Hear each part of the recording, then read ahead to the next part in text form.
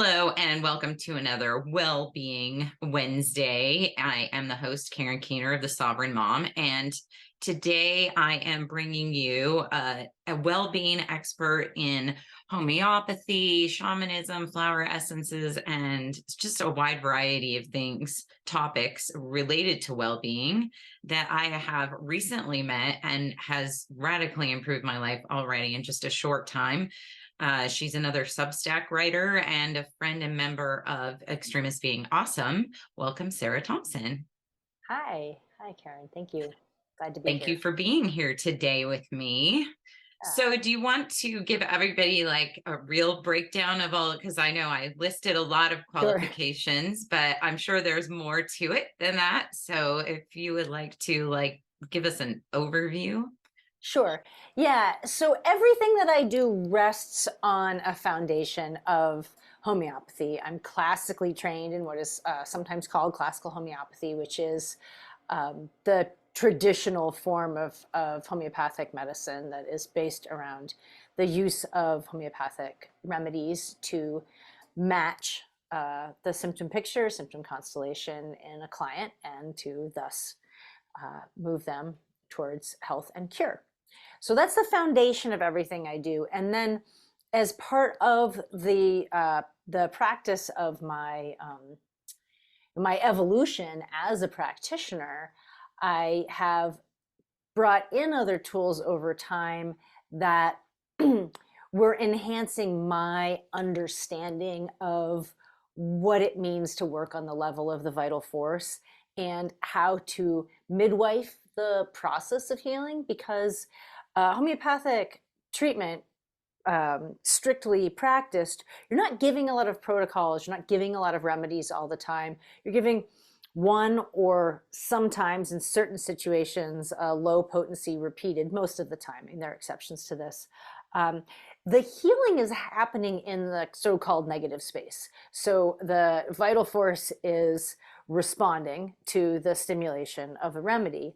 Well, as that's happening, everything is coming back into a new state of health. There's some friction there. That process needs support, and that's not just a question of giving more remedies. That's a question of, well, what's coming up? How do we heal that? How do we get tuned into that flow? And so all these other tools that I use, the flower essences, the cell salts, the shamanic practice and attunement, which is similar to Reiki. It's a hands-off. I think of it more like a shamanic practice, but as another energy practice, are meant to round out that picture of how to come into that state of true health. Very good. Awesome. And you just recently gave a webinar on flower essences. I hands down thought it was the most powerful, transformative webinar that I've probably ever attended. And it was Wow. really powerful for me. It just got me thinking in so many directions. And you were just talking about flower essences, what they do and who they were for. And it didn't talk about me personally, but because I was looking in the what they're for, I was looking at, well, how could I incorporate this into my life? And it just was so, I don't know how to say it, but it was non-confrontational, but it got me to think on my own in each case, like, wow, I could definitely use that for such and such instance, or this for such and such. And I really feel like I do have things to work on in this area and things to work on in that area, which got me journaling, a whole bunch of stuff going Yeah. up. And then having my flower essences, which you Nice. actually provided the essences that we needed most to support me while I was going through and doing all of that work. So it was super beneficial. And Awesome. yeah, it's been amazing work, lots of stuff coming up, and just really powerful and transformative. And I've found myself even just since sitting and watching TV and not feeling a sense of guilt that there's like unfinished business or some Oh, projects I'm wow. not working on, and this whole sense of like I've written in my blog recently that there's this sense of like I need to produce to be valuable.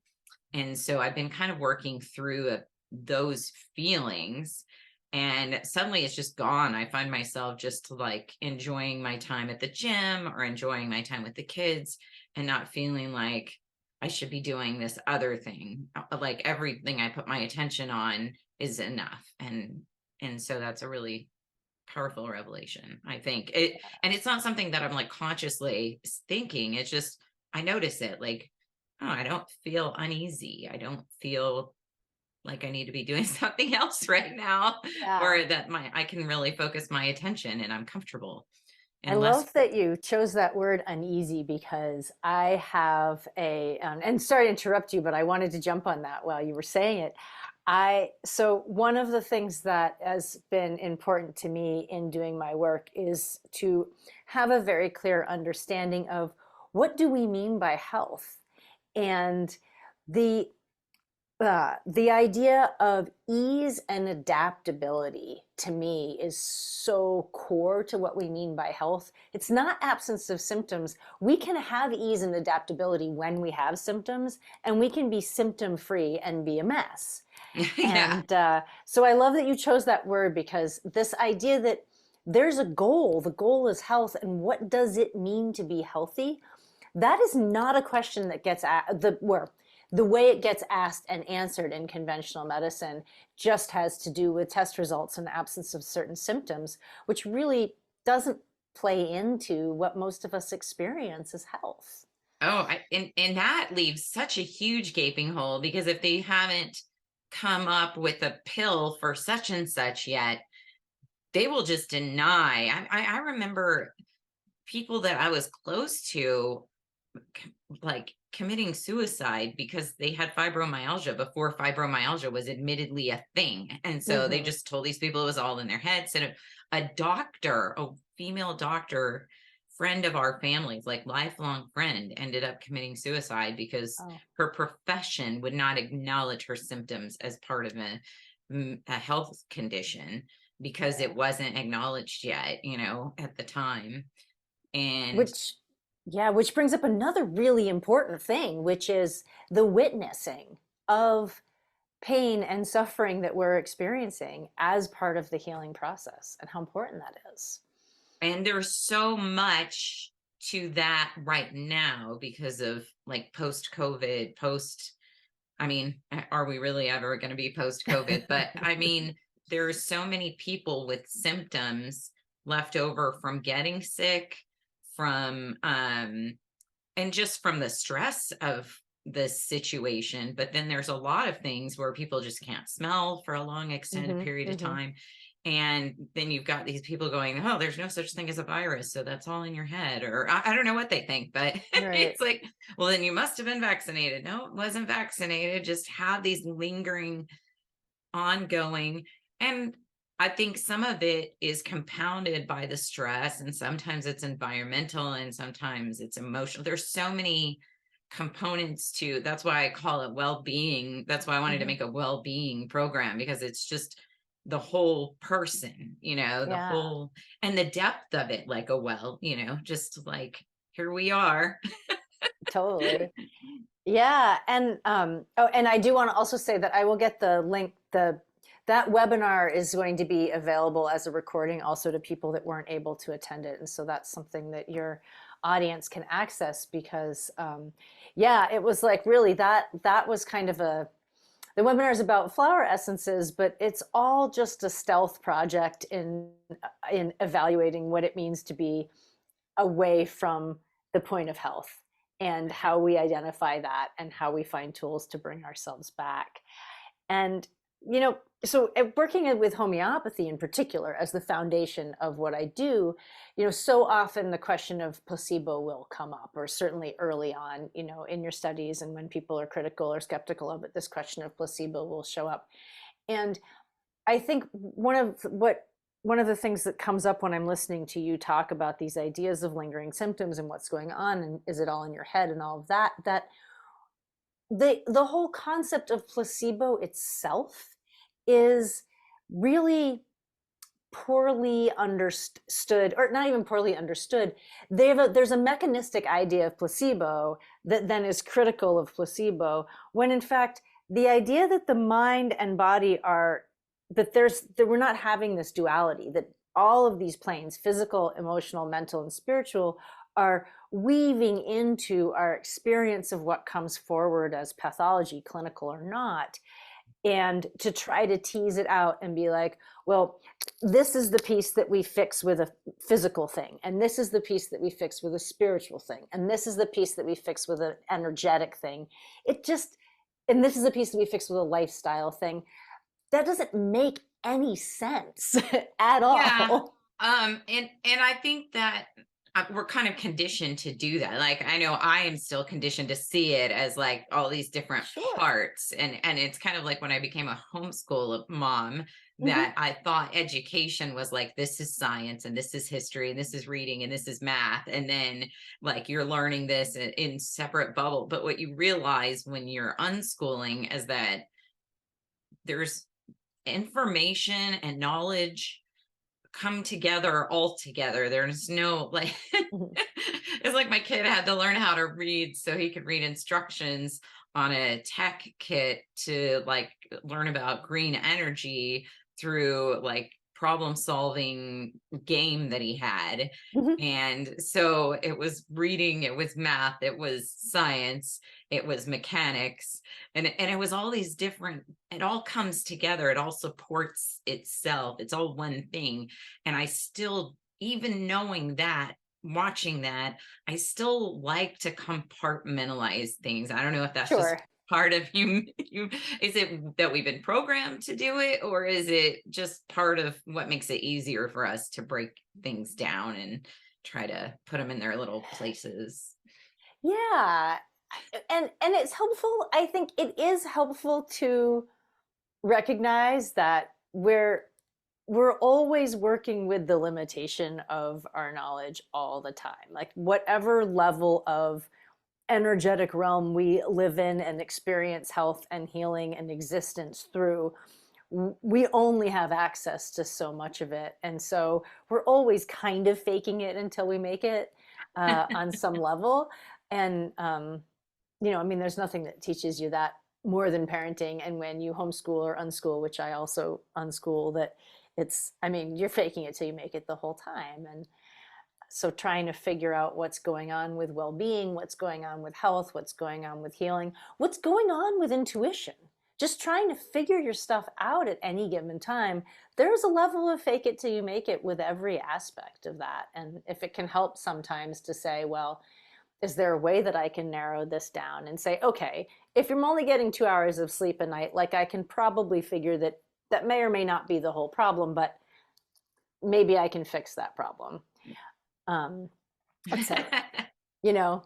Yeah, like fixing, okay, so here's a symptom of the problem. Let's alleviate the symptom until we can work on the problem, but not just like uh Right.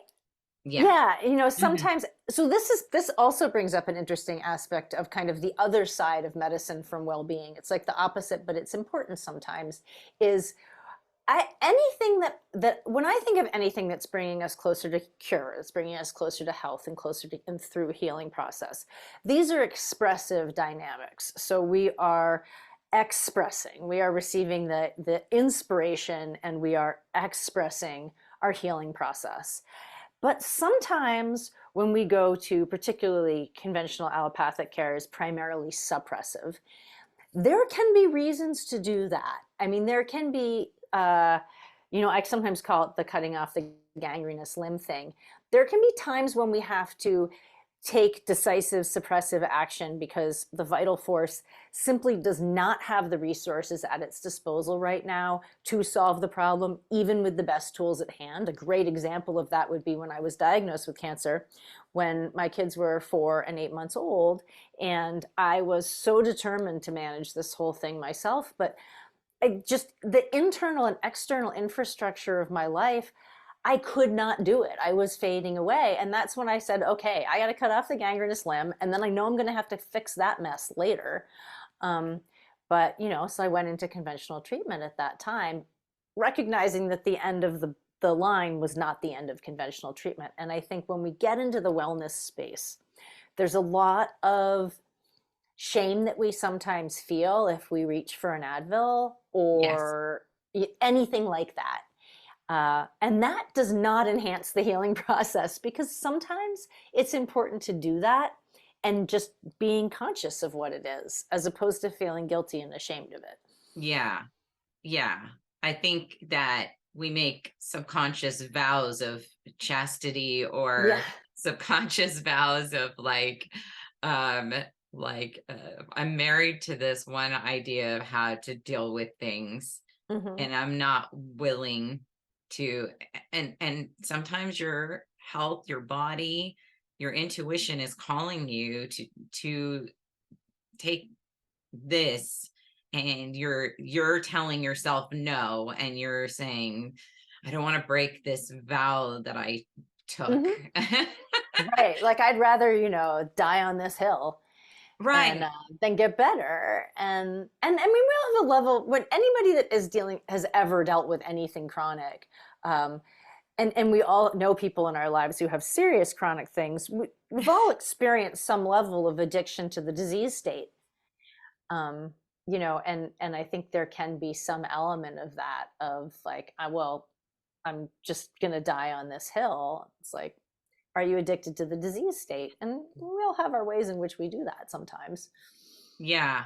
Or in which, yeah, I think it's interesting that you're saying that, because I was thinking about how we just came out of a situation where we were having chronic illness, Hmm. and it was in part environmental. It was where we were living, and I believe that now, because I feel like I was trying to fix it constantly the whole time. Hmm. Hmm. And it was like band-aid after band-aid after band-aid, and then coming out and being away from that toxic environment we were living, as I've told you and other Hmm. people, on top of an oil refinery. Hmm. Literally, our backyard was like the other side of the fence, oil refinery Hmm. property. It was Right. right Yeah. there.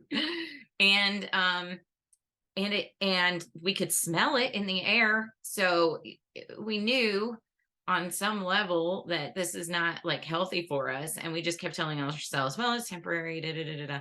But Hmm. what's interesting is now that we've moved and I'm not getting sick once a month anymore, and I'm Hmm. like 2.5 months of sickness free, Hmm. um healthy, Just and awesome. starting to build my life and put my pieces back together of my life and be able to function without being like fighting another thing, cootie. Hmm. um I'm talking to other people that are the die on the hill people, or who have Hmm. made their vow, that are like, oh no, if you just took care of the terrain, that wouldn't have been an issue. Hmm. And it's so frustrating to talk to people that are just like, they would just stay there living in that toxic cesspool for a long Can just, the one thing that you won't look at, just insist that this isn't it. I think there one of the things that I have recognized in working with, so, I have a huge range of clients, but certainly there are a lot of people who come to me who have done a lot of personal spiritual work and are suffering, and have, in addition to all of that, this story that they have created their pathology with their thoughts, and that if they were better people spiritually, that they wouldn't be in pain.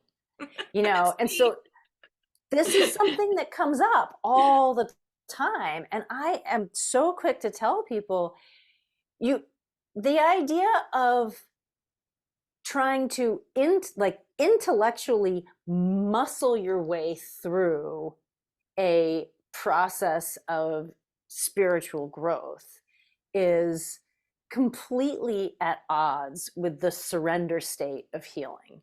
And if we just could automatically do that by thinking into it, Right. then we wouldn't have any problems. But we really do need the koan of the healing agent. We need the dynamic witness Sometimes you can find that in a situation where you don't actually need another person or you don't need a healing agent.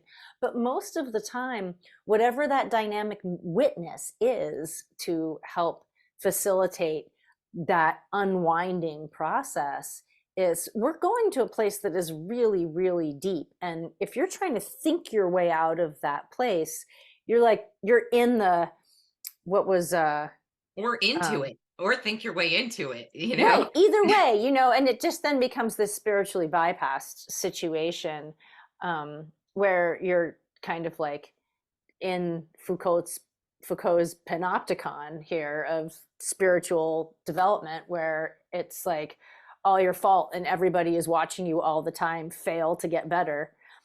This is not a place where you're going to heal from.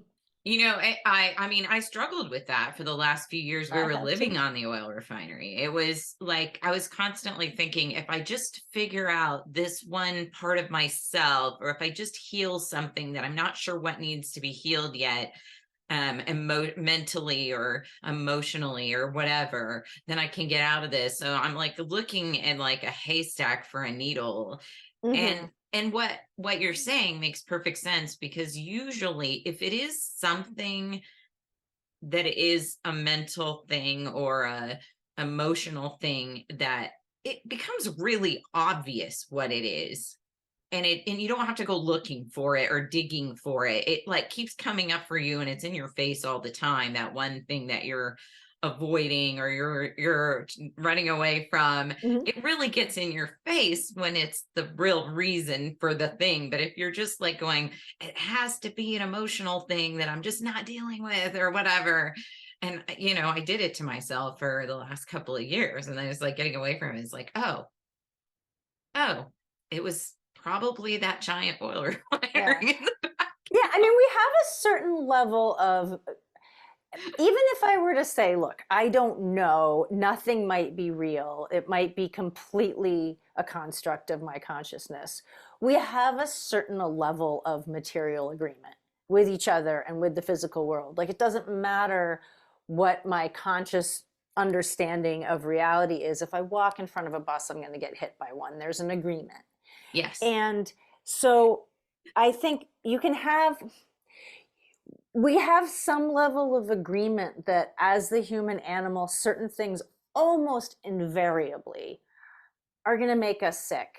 How they make us sick, why they make us sick, what role they play in the sickness, whether they're just there and the thing that's actually making us sick is something else, but that is always attendant to it. I don't have an opinion on that. But it's clear to me that there are certain kinds of agreements that we end up in as part of this physical manifestation of reality that Yeah. are, for all intents and purposes, binding. And so I'm going to function as if that were true. Yeah. It's kind of like obey the laws. Like if we used to say when I was studying mental science, Mm-hmm. that if you step off a building and Hitler step off a building, you're both going to hit the ground. Right. Like it doesn't care.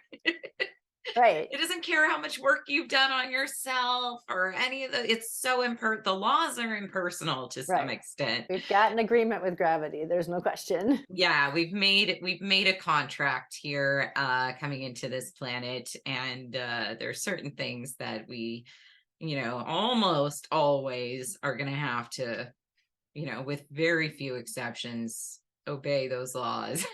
Right. Yeah. And acknowledging that, so I make a distinction between, I'll say to people all the time, it's not your fault, it's your responsibility.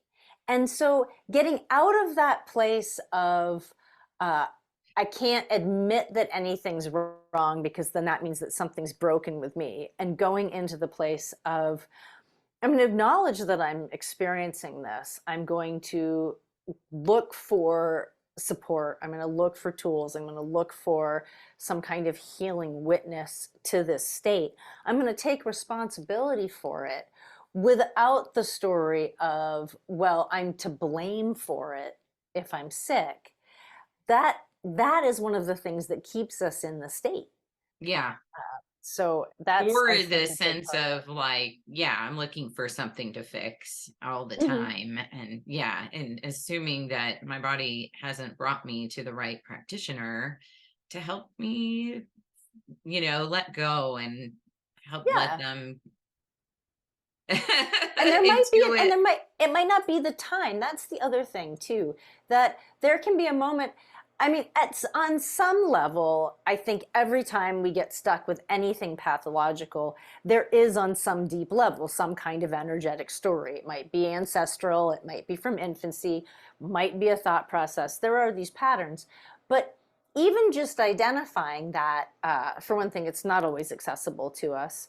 But we have the patterns that are showing up that way. Knowing about them still, even if we really can see them and understand them, isn't enough. When the time is right for the healing to happen, Hmm.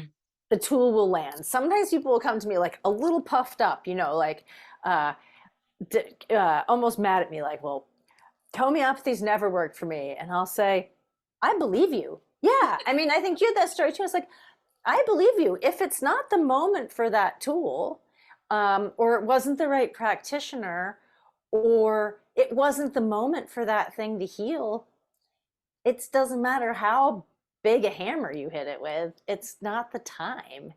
And sometimes I'll realize that when I'm with a client, I'll be like, "All right, we need to go into this another way because this just isn't ready to budge right now, and we can try to muscle through it, but we're just going to keep hammering with remedies and it's not ready yet." And there always is the gentlest way in, but healing goes through the most rapid and beneficial and positive and unobstructed healing process possible. Still has an arc that's unique and individual to the person, and it's going to go through that arc. It's just like a cold running a course. Yeah. There's an arc and it has to go through that arc. And if it doesn't get uncomfortable, we're probably not going through, we're not healing anything. It's like when kids were talking about um, those old infomercials for that ab thing where it would like electroshock your abdomen, and it was supposed to be like doing 1,000 sit-ups, right? And that was going to Right. give you a flat stomach. But you haven't done any work. Mhm. So it doesn't work. It's kind of the same thing with healing. It shouldn't be miserable work, but there is an effort involved because that's the reason that it hasn't happened yet. There's an effort, but it's a vital effort.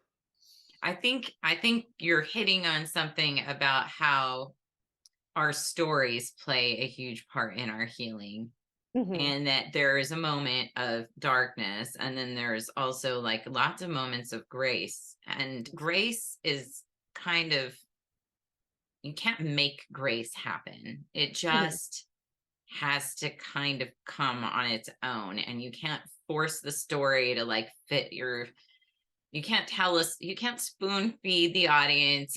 Like there's so many It's rules of true. story that apply to healing. It's so kind of fascinating when you break it down that way, but there is some of it that has to do with allowing things to unfold that bring about the next bit of, like, not just knowledge but wisdom, like where you really Hmm. learned Hmm. it, where you really learned the lesson, where the body really memorized the right pattern or recognized the wrong pattern so it could reject it. And so, like, on a cellular level, you learned something that helped you evolve.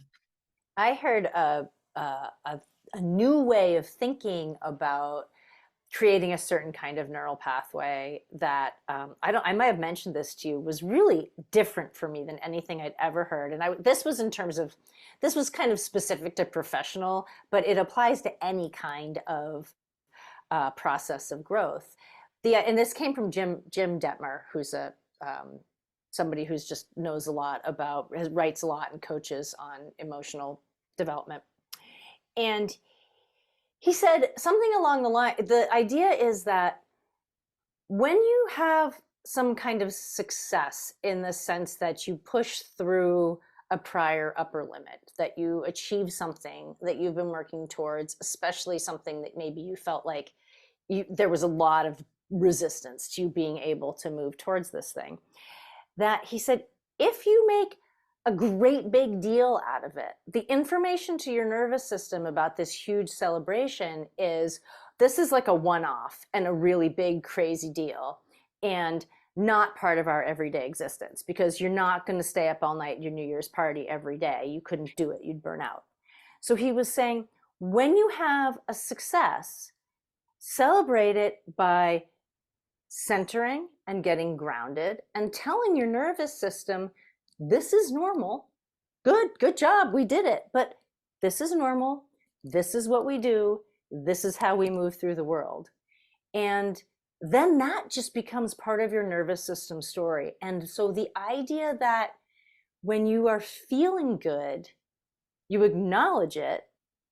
I'm feeling really good, but you don't throw a huge party about it. You just say, you don't make it like it's an exception. You make it like it's yeah, the rule. I'm a person who feels good, you Yeah, know? that makes And perfect sense. I loved that. Yeah, it's brilliant. Yeah. It really changed the way I was thinking about, because my business, I've been in business about 5 years, but my kids are about to turn 17 and 13. So because they've been home, I'm really only in the past 2 years able to work full time.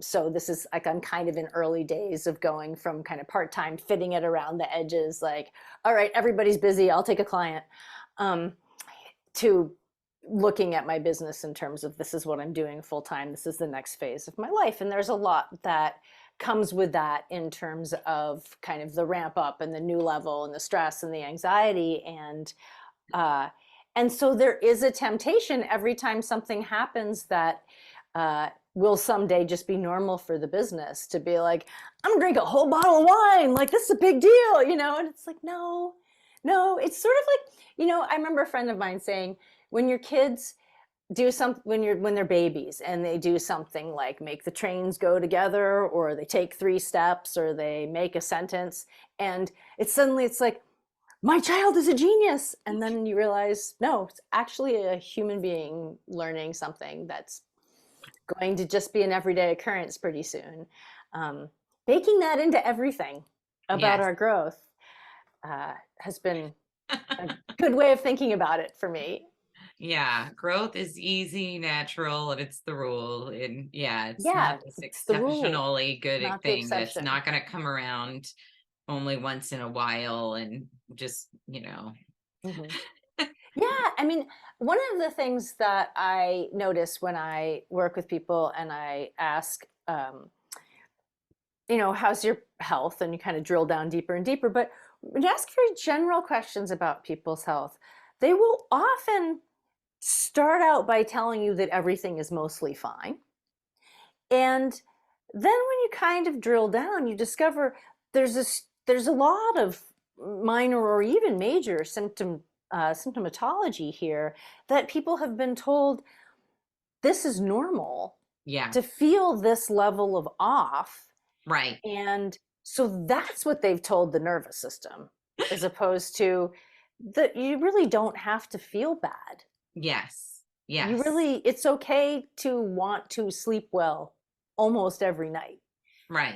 It's okay to digest your food pretty much every time. Mm-hmm. That kind of thing, people just go through, they get baked into this because the system is failing to solve the problem. Then it's just like, well, that must not really be a problem.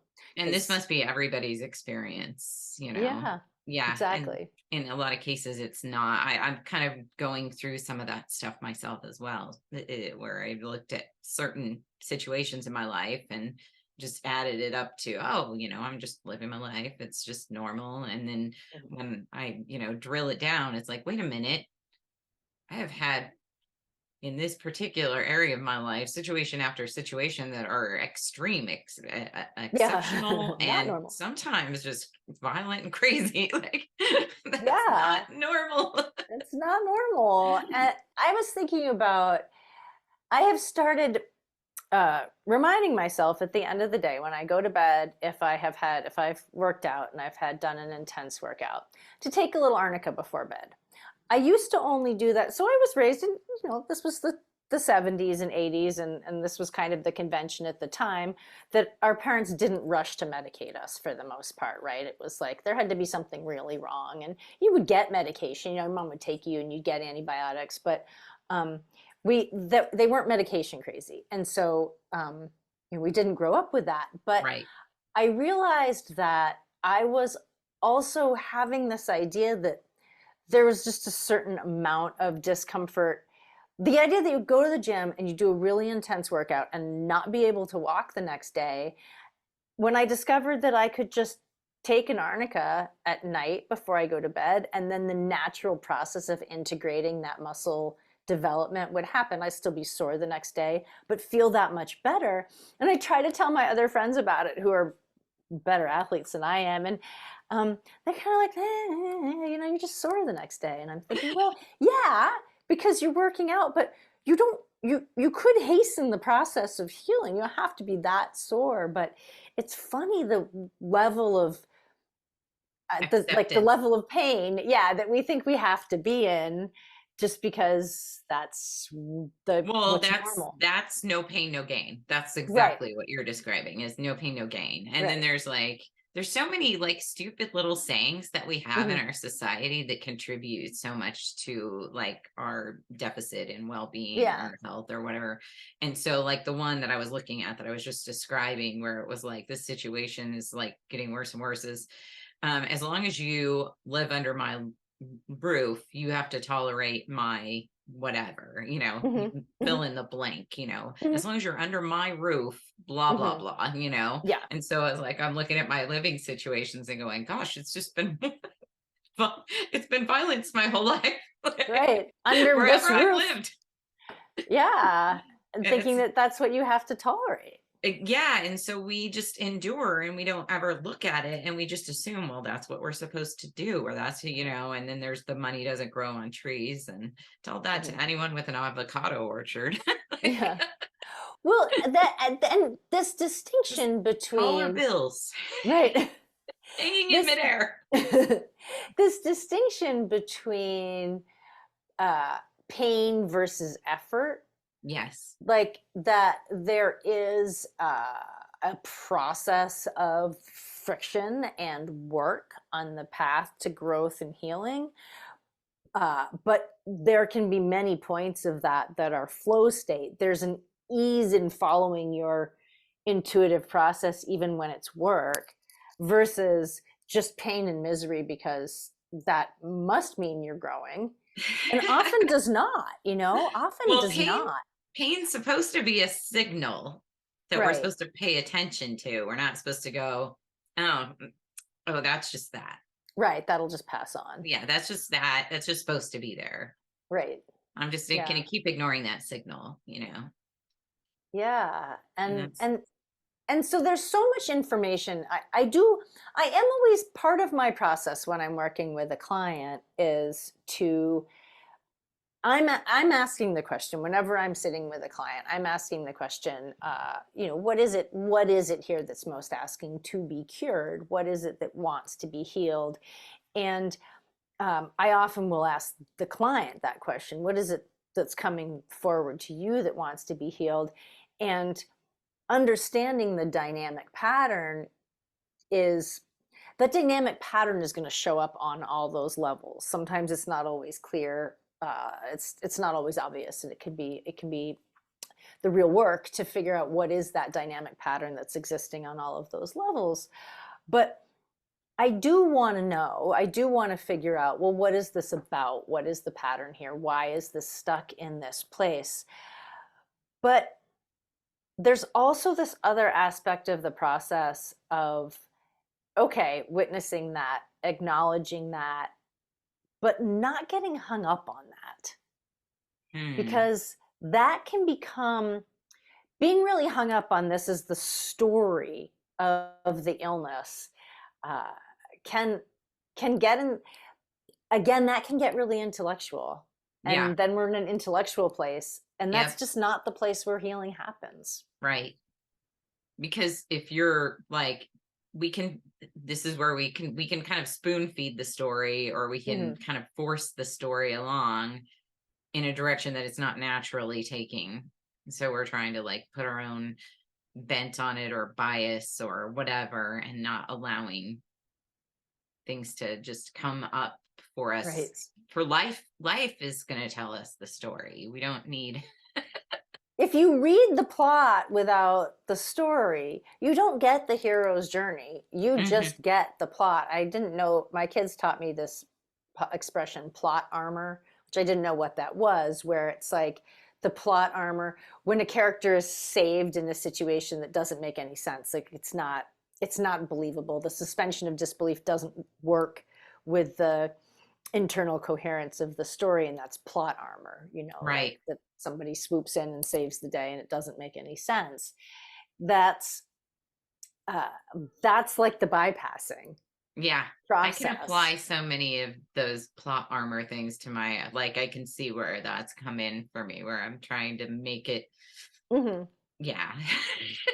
Well, and sometimes I feel that way about uh, when I first learned about this idea of affirmations and I think like the Joe Dispenza kind of stuff about naming your reality, or what Abraham Hicks I think is another one kind of like Hmm. that. And there was something about it for me that felt uh, it it didn't work for me. It didn't sink in for me. It didn't make sense. I felt like I was trying to tell the universe intellectually about how things were going to go down, and the reaction of the divine force to me was, you're not in charge of this. Like, this, Yeah. there's this divine flow here and you're in it, you're not in charge of it.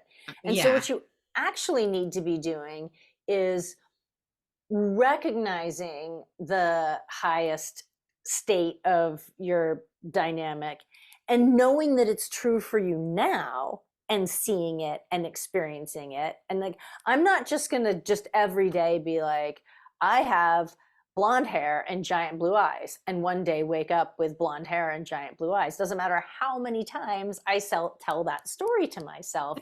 Right. That's in conflict with reality. Universe not interested in me saying this is how things are going to go down. Right. Um, but if I I can think look at, yeah. Eckhart Tolle talked about this once in one of his talks, and he said, Mhm. like, some people are not meant to be Olympic swimmers, and some people, like he said, the perfect example is not everyone is built to be a sumo wrestler, or Right. something to that effect. It's like, as much as you want to do that, it's just not in your, you know. You don't have that agreement this You time don't have that around. build, you don't have that whatever. And yeah, there are people that overcome certain limitations and whatever, but just trying to make yourself the exception to the rule all the time. And Yeah. I think that sometimes in with mental science, and like you were saying about like the Joe Dispenza or whatever, I Hmm. think it's not them, the teachers, that have it wrong. I think it's usually other people's interpretation, that where they forget the part where we're co-creating. It's not Hmm. like it's not just me, myself, and I doing this by myself without, like, we're playing with It's a life. model. They're offering a model, and you Yeah. have to figure out where that model applies. And it's about co-creation. It's about Hmm. playing with life, not working against it constantly and pushing yourself and overcoming it and conquering it and winning it, beating it, Hmm. and trying to make it submit with a baseball Yeah. bat Yeah. of affirmations or something, that it's not that. Well, so, and then, I mean, one of the most important questions when you're pursuing wellness and healing and health is, what does that mean for you? What does Yeah. it look like for you? Because a lot of people have never really asked themselves, what's my healthy highest state? They just have a story about what that's supposed to look like, what it would mean to be a healthy person. And, a lot of people, I think, when they realize that they can identify what is my highest healthy state, can find places in their lives where it's already showing up. And those are kind of the windows into, these are the things to lean into. And then Right. these are the places where you're in conflict. Yeah. As a like I'm kind of a homebody. I like to travel, but not in a I'm not like a living on the road kind of person. I don't want to be constantly on the road. I'm kind of introverted. I don't want to be at parties all the time. That's not me. That would Yeah. not be my highest state of health. For Yeah. somebody else, it would be. Right. But if you apply their whatever to your own circumstances and then say, I'm not living up to like my fullest, highest potential because it's somebody Exactly. else's Because, fullest, highest potential. It's not yours. yeah. I wrote a book a couple of years Hmm. back, and I have something called the hidden pictures exercise.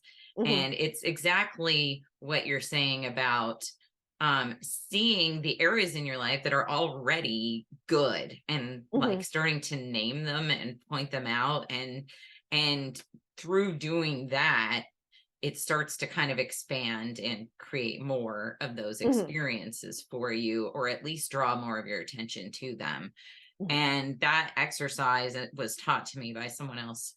But it's been the most one of the most powerful. I wouldn't have my husband if I hadn't started doing that. That was like two Yeah. weeks after I did that exercise. Boom, the man I've been looking for my whole life. Yeah. It's awesome. And but with wellness and well-being, and what is your idea, not what is in the I think a lot of people want to put the magazine or the advertisement, the Marlboro Hmm. man or the Hmm. whatever it is, onto their own selves, and then don't live up to that expectation. Or even if they do, they're still miserable and they're like, I have it all. Why don't I feel good? Right, right. Yeah, absolutely. Absolutely. Yeah. Yeah. Yeah, And that's because why it people isn't that what you are want. fit and look healthy sometimes are not, like they have other issues that they're not seeing or not feeling well-being, not Yeah. like, yeah. I mean, lots of times, another thing that I will have happen a lot is that someone will come to me because they have something that's going on, and they'll be so insistent with me about how healthy everything is about their lives, as if I am going to be judging them for that. Right. Like, I, I'm good. I'm good. Like, I trust you. I think I that's know part. that you're doing your thing. That's why you're here. But people, when Yeah, they feel so like I have to prove that I'm taking care of myself, and it's prove partly anything because to the anybody. world wants us to do that. So many Yeah, people in the world, like the second you have a problem, they're like, oh well, it's just because you're not vegan, or right. Yeah, if like only you me. did what I'm telling you to do. Right, exactly. And Right. um, Yeah. yeah, I mean, in my personal life, I generally don't give any. I give almost no advice at all because I'm terrible about taking advice. So I give almost no advice, even with my clients. I mean, when I'm in my capacity as a professional and I'm meant to be giving advice, I will. But in terms of sort of the personal day to day stuff, uh, I'm I'm really, really loath to believe that I know what somebody else should be doing. And even if I think I've got some insight into that, I will always couch it in terms of just, I have this observation or I have this experience because I mean, I really can't know. I really Yeah. can't know.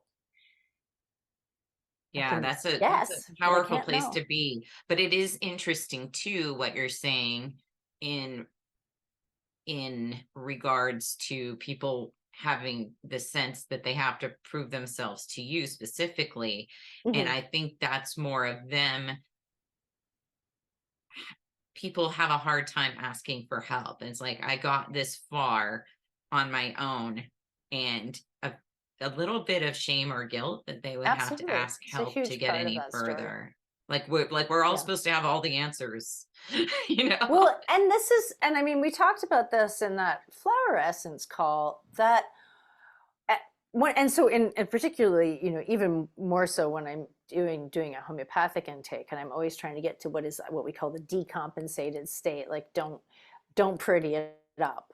Um, Even if you know intellectually these things aren't true, just like give it to me like you're a toddler, kind of. Tell me what is the unadorned, ugly story here, and One of the things that is so important to communicate, that I feel so important to communicate to people wherever they are in their healing process, is that when we bring something forward that feels ugly, and we don't want to show the practitioner that thing, we want to kind of hide or dodge or talk it away. As the practitioner who's working with that, I am not even for a moment interpreting that as some inherent, innate state of the person that is like broken and ugly. I'm Right. seeing something that they're bringing to me that is, this information is dumping out in this way because it's the pathway into healing whatever is asking to be healed. That's the juiciest stuff. Like, that's the door in. That's nothing that's broken or ugly about the person. That's just like a coat that doesn't fit anymore, Yeah. but you need help to take it off. Yeah. Or it's like the client may feel that it's a failure when it's actually the opportunity or something to that effect. Right. I mean, everything that is that's that moment of the flash of opportunity and insight and light into, here's the here's the door in to this healing process. Here's the thing that is, uh, here's the pattern. Here's a word for the stuck pattern that's sitting on. And so what happens is a vital force is stuck in a limbo where it's just maintaining stasis with this pattern. And it's kind of like keeping everything to a simmer because it doesn't know how to throw that thing off. And that's what um, work, any kind of healing agent like homeopathy is. It shows the vital force how to throw that thing off, and then it's still the vital force that's doing it. It's the body, it's the innate health state that's doing the healing process, but it needed some kind of outside witness to get that information because it's like just, putting all its resources into keeping things static, and so you don't get the forward movement. Yeah. It makes sense. Yeah. That and then it's also so much easier. Yeah, and it can be easy. It's funny. I mean, I know it's kind of confusing because we're talking No, about I don't like want it to be easy and easy. I want it hard to and be work yeah. and but it's like both. Well, and this is part of probably where story gets in the way because we think that what makes our story good is our own personal effort or our own personal achievement. And the fact that we would have helpers along the way in this story, it sort of like disrupts our sense of like ownership of the story or something to that effect. I don't know how to say Mhm. it, but Right. it, Well, that's yeah. So, I mean, an extremely powerful part of my story, which was really hard for me to integrate for a really long time, was that when everything hit the fan, I went into conventional care. Like, I went into inpatient care in the hospital, and I received chemo and eventually a bone marrow transplant. Like, I really went through quite intensive allopathic treatment, and I really had a lot of shame about that for a long time. And as I went into this healing work, would even sort of get like, well, don't, that's not the part of your story that's important when you tell your story. But I disagree, because what's important about where I connect and where my story is that it's not simple, and it's not one thing. If you want to get to the best health of your life, which I really feel that I'm in right now, you've got to go through whatever kind of darkness is your hero's journey, and completely, like, there's the idea that we can be somehow pure, like follow this ideologue's path. I don't think that helps people, because that does not hold up a model of what it looks like to heal in the real world. It's ugly and lumpy. I have a client who is in active treatment right now, who has a long history in her life of all kinds of natural support and the kind of work that she does. And she sought me out because when we had our conversation, I was able to connect with why you might go into that kind of treatment, um, because it was gangrenous limb that needed to be cut off. You just, if you're going to put your energy into all the rest of the healing that has to take place, there just isn't enough to go around right now. Yeah. Yeah. So yeah, I think there's so much self-forgiveness in the process that gets lost when people seek natural healing. And that might be part of the reason they're not healing, is just that, you know. Yeah, there's resistance. I mean, they haven't forgiven themselves yet, or they haven't. Yeah, I'll feel it coming up in myself. You know, I'll be getting some kind of really powerful feedback on a place where I'm at in my life, and I'll feel the resistance come up of like, no, I'm not. I'm past that. I'm through that. That's not my story. And as soon as I feel that, I know that the opposite is true, you know, every time. It's like, oh, I guess so. Yeah. Yeah. So, yeah, I mean, you're not on the, if, I wouldn't trust a healer who wasn't in a healing process. Yeah. Yeah. That makes sense. Yeah. That's interesting. Yeah. And because Isn't we're all that mentoring interesting? each other. Yes. We're you know, I think of in terms of how I work with clients, I think of myself in a lot of ways as a mentor. It's like, well, I've been through my healing process in this particular way, and I'm mentoring you as the client in your healing process from the perspective of what I've learned in my own, not because I know what yours is supposed to look like.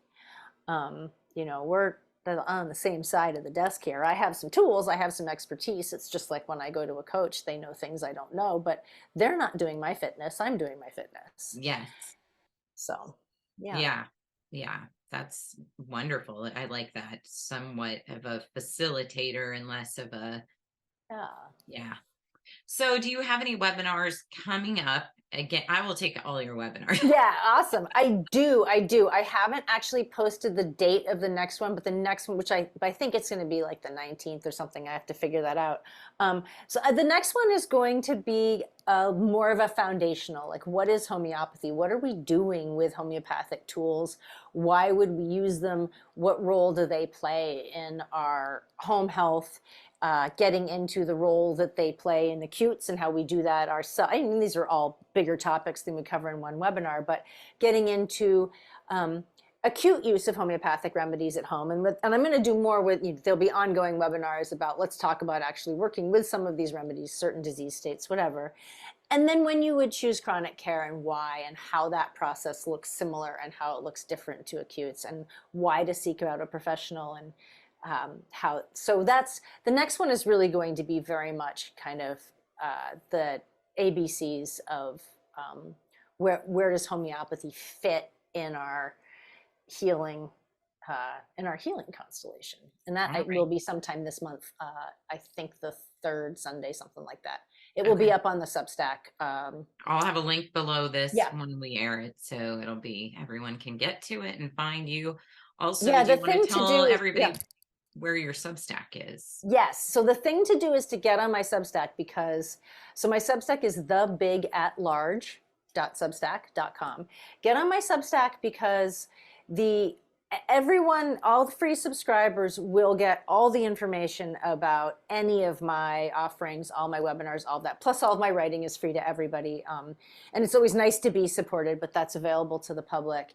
And I do a lot of personal essays. And then the gated section of my Substack is where I'm actually doing some tutorial stuff.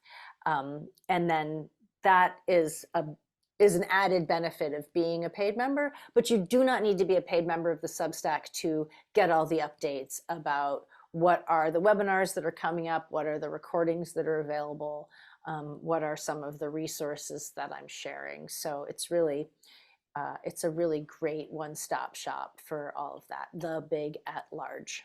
Yeah, and you're a beautiful writer, so it's just like one of my favorite blogs to read. So it's just yummy. Thank you. Yeah, and then my website is innerseahomeopathy.com, which is where my professional offerings are, and I offer a free informational call to everybody and anybody. It's no obligation. You do not have to feel like you schedule that call. You're obliged to then pursue further care. Like really, that is very much meant for everybody to decide what role could this play in my life and is it a fit for me. So that's, and I try to offer some actionable information in that call. So that's something that people can sign up for through my website. Yeah, absolutely. I did one of those with you, and I Yeah, got so much out of it that I started working already. I was like, nice. okay, jump Awesome. in now. Yeah, yeah. So there, yeah, it's very Absolutely. valuable. I highly recommend it. And I highly recommend working with you and also taking the webinars and doing what you can. And you have offered in the past, and I don't know if you will continue to, for your paid Substack subscribers, which is a really low subscription price, Hmm. discounts Probably on, will go up sometime in the near future, but for now. but the discounts on the Yes, on the webinars and webinars. When you Mhm. pay to be a subscriber, you get a pretty good discount on the webinars. Yeah. And as you said, those all come with materials that are printable, and some of them also. There are times when I'll send something, in that most In the recently mail. a flower essence. So there's a lot of value there. All Um, right. I mean, I just fantastic value, huge value. There's thank like you. worth so much more than what you're paying for. So I hope everyone jumps in or see homeopathy to find Sarah, to work with Sarah. I just want to thank you, Sarah, for talking to me Thank today. It was a you. super fun conversation. And I think Yeah, enlightening for me, and I hope enlightening for the audience as well. And yeah. so thank you. Thank you. This has been great, Karen. Really enjoyed it. And thank you all for watching. Another wonderful well-being Wednesday, and hope you have a fantastic rest of your week. All thank you so much. Hey friends, I just wanted to say hello and thank you for watching. If you enjoyed this conversation with Sarah that I just had as much as I did, you should know that Sarah has a webinar coming up on March 26th from 3 to 5 p.m. It's called What Homeopathy Is and Why You Need This Magic in Your Life. And as you could tell from the conversation I just had, the real magic here is Sarah. I have been studying well-being and all different modalities of health and wellness for my entire life. And you get to a point where you start to ask yourself, is there anything new under the sun? But you still get stuck in health challenges and you wonder, what can I do now? And my work with Sarah so far, just some of the webinars and everything that I've taken with her has opened up things that I hadn't even looked at. It's got me asking questions of myself about my health that I never thought of before. And she just has such an amazing way of getting you to look at yourself and your health in a different way. And so that is really the magic of working with Sarah. Her knowledge, her skills in the particular modalities, the plant remedies, the flower essences, and the homeopathy. But really, it's a lot about you and things that you have not been looking at, is what I've found with it for me. And I would hate for you to miss out on this opportunity when she's offering these webinars as like an introductory level with such a low price. So please check out the comments and the where you saw this video. Look at the comment section so that you can sign up for this course, because I hate to just keep all this wonderful stuff to myself and keep having these amazing results and other people just keep feeling stuck. So come join Sarah and me. I will be there as a student of this call that's coming up on the, let me look again, March 26th. And it's a Sunday from 3 to 5. I think that's East Coast time. So figure that into where you are. And let me see what she has written here, what you'll receive: materials and resources, whether you are just starting out or already have a kit. You'll learn what to do with that. Knowledge of the use of some everyday, easily accessible remedies. Ways to make the use of this affordable modality even more budget friendly. Oh, that's always good to know.